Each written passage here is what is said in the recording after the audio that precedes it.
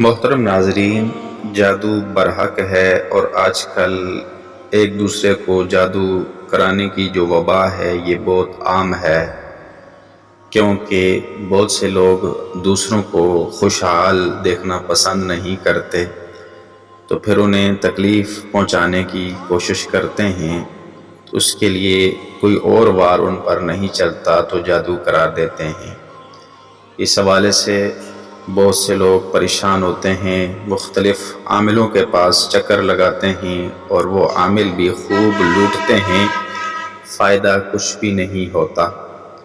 آج آپ کو قرآن پاک کی ایک آیت مبارکہ بتائی جائے گی جو بہت ہی مجرب ہے اور اس اثر کو جلد از جلد ختم کرنے والی ہے۔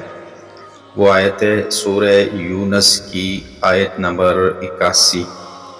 اللہ تبارک و تعالیٰ فرماتے ہیں فَلَمَّا أَلْقَوْا قَالَ مُوسَىٰ مَا جِئْتُمْ بِهِ السِّحْرُ إِنَّ اللَّهَ سَيُبْطِلُهُ إِنَّ اللَّهَ لَا يُصْلِحُ عَمَلَ الْمُفْسِدِينَ۔